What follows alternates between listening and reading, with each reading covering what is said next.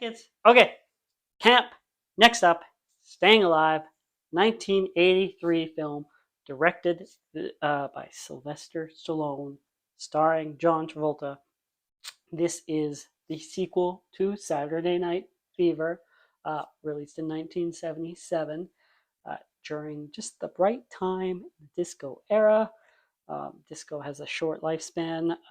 Disco sucks, apparently. A lot of racism behind that. Anyways, so it is a whole 5, 6 years later before Staying Alive comes out. So Tony is no longer the disco king. Now he's trying to make it on Broadway, getting a show, a very interesting show. Get to that. So, of course, Saturday Night Fever comes out, big success, right timing. Paramount, I think, is the studio. They wanted to make a follow up, sequel. It took so long partly because Travolta wasn't satisfied with everything they were putting forward to him, saying, here's a script, take a look at it.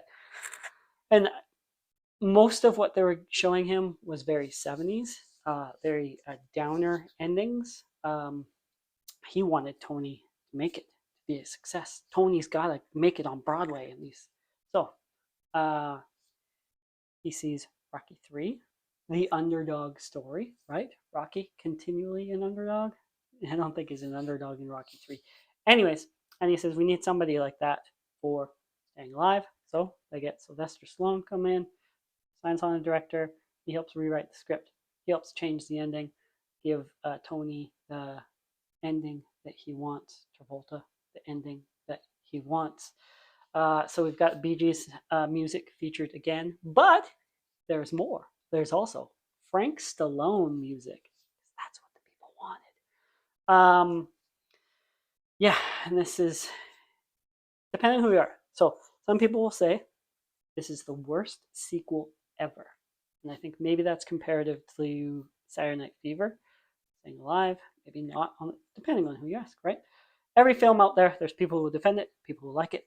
This is somebody's favorite film, so I'm not going to put it down, but there are people that says this is the worst sequel ever. So, Camp, for some of the reasons that people don't like it, is why they also consider it camp. I think one point that's been pointed out is the Broadway show Tony gets in. It's called Satan's Alley, and yeah, that's a highlight. The lasers and the fog, and I don't believe they ever show any dialogue or anything. It's just all dancing all the time.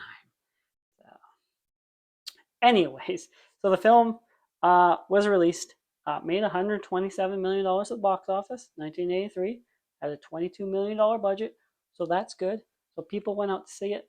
I think at the time it came out, it was the highest opening weekend for any musical, uh, but critics didn't like it. What's that mean to you? I think it has, not that it means anything to me. I don't go by Rotten Tomatoes. You shouldn't either. But on Rotten Tomatoes, it has 0% goose egg. Goose egg, Staying Alive. Maybe it's fun. I don't know. I'm someone, maybe it's a generational thing, who can't watch anything 80s and not kind of not think the 80s are cool. I just see kind of cocaine binge all over everything. That's just me. Anyways, thank you for watching. Like, subscribe, bye.